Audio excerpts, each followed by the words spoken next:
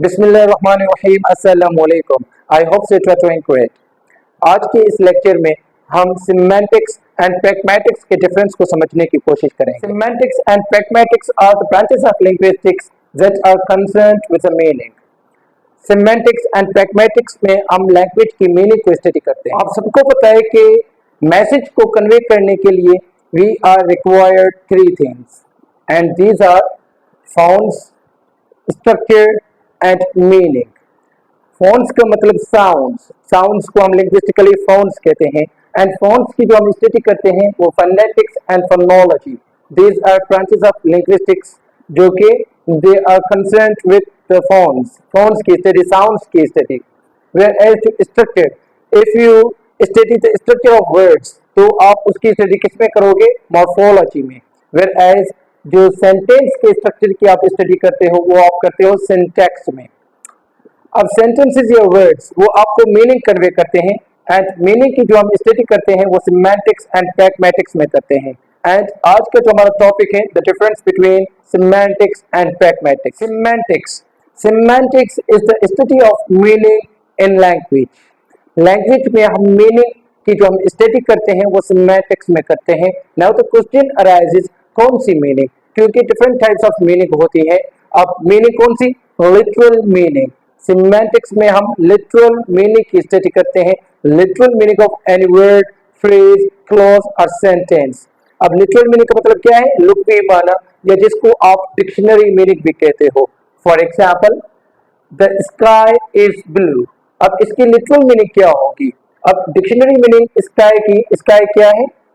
the space above the earth that you can see, उसको हम क्या कहते हैं? स्काई कहते हैं। सो इसकी लिटरल मीनिंग, द सेंटेंस की जो लिटरल मीनिंग होगी that is the colour of the sky is blue. जो स्काई का कलर है वो कौन सा है? प्रैग्मेटिक्स। अब प्रैग्मेटिक्स में हम जो है स्टडी करते हैं how language is used in context.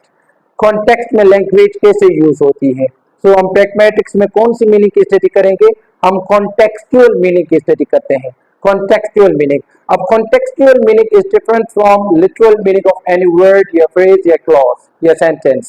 Literal meaning से different होती है context, और context जो है जैसे change होता है meaning भी change हो जाती है। It means कि जो meaning है that varies from one context to an other context, from one situation to an other situation. For example, जैसे the sky is blue, its literal meaning क्या थी?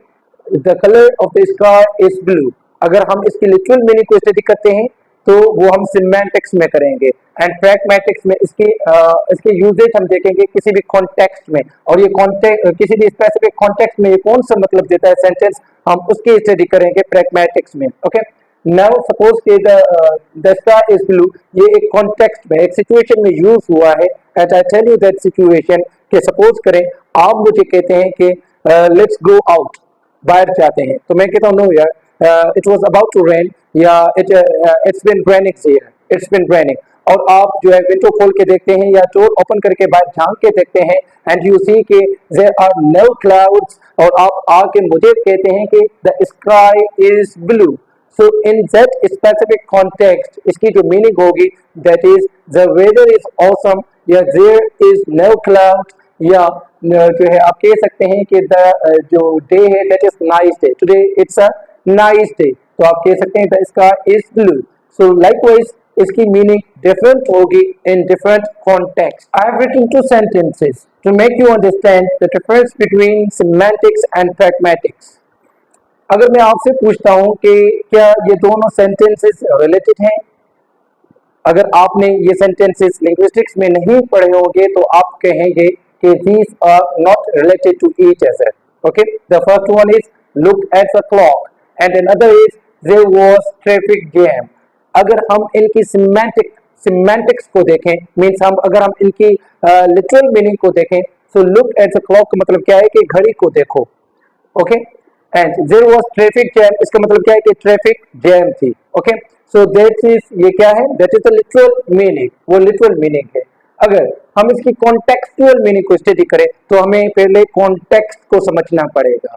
कॉन्टेक्स्ट क्या है? द सिचुएशन जिसमें language आप यूज करते हो। Okay, and now let me tell you the context.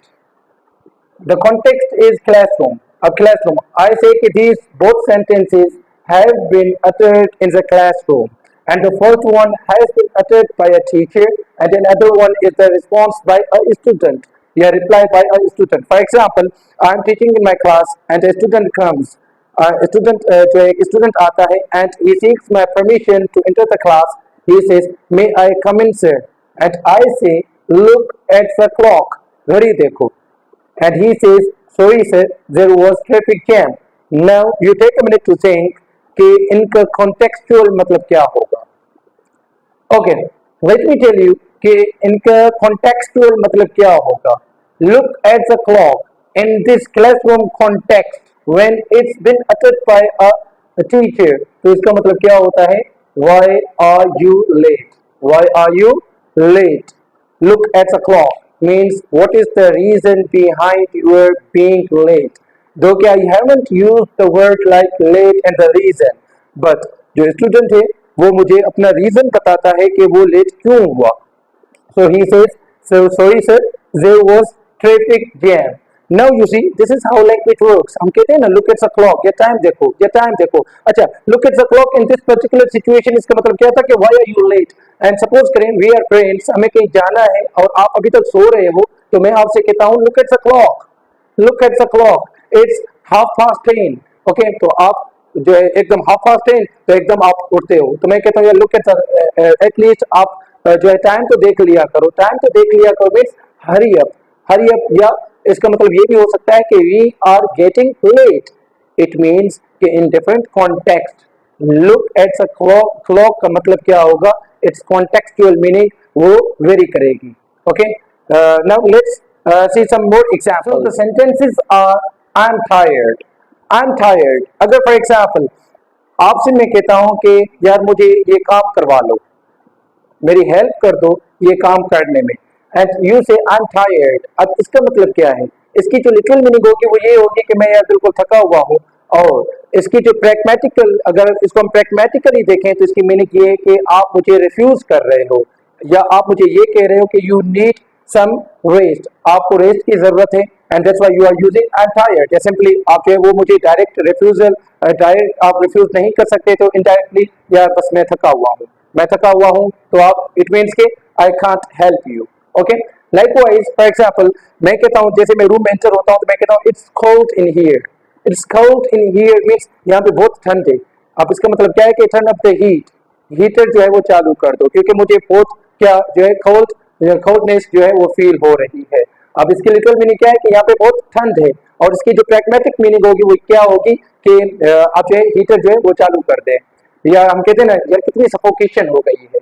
When the doors and windows are closed, classrooms में अक्सर हम कहते हैं कि यार सफोकेशन हो गई है, सफोकेशन हो गई है. तो इसकी लिटरल मीनिंग क्या है कि the room has been suffocated. इसकी लिटरल मीनिंग सफोकेशन हो गई है, but it's implied meaning is that कि please open the door and please open windows. Okay, so that would be its pragmatical जो क्या होगी मीनिंग्स होंगी.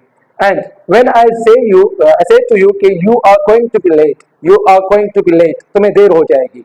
तुम्हें देर हो जाएगी का मतलब क्या है कि हरी अप जल्दी करो. मैं सिंपली यही कह रहा हूँ कि तुम्हें देर हो जाएगी, और इसकी जो इम्प्लाइड मीनिंग होगी वो कौन सी होगी कि जल्दी. Now the key differences between semantics and pragmatics are कि सिमेंटिक्स में हम लिटरल मीनिंग को स्टडी करते हैं, जिसको आप डिक्शनरी मीनिंग कहते हो, या आप मीनिंग इन आइसोलेशन की आप स्टडी करते हो. वेयर एज प्रैग्मेटिक्स में you study the contextual meaning. You see how language is used to convey the meaning in a specific context. किसी भी specific context में language कैसे यूज होती है to convey the meaning. Okay, and उसमें आप implied meaning को देखते हो. So I hope कि आपको समझ आ गया होगा. अब pragmatics के जो जितने भी टॉपिक्स हैं वो इंशाल्लाह हम स्टेप बाय स्टेप क्लियर करते जाएंगे. And we are done with semantics. अगर आपने मेरी सिमेंटिक्स पे वीडियोस नहीं देखी तो आपको उनके लिंक्स डिस्क्रिप्शन बॉक्स में मिल जाएगी. आई होप कि आपको लेक्चर समझ आ गया होगा. If you have any question और confusion you may ask me in the comment box. Like and share the video and kindly subscribe to my YouTube channel. Thank you so much. अल्लाह हाफिज.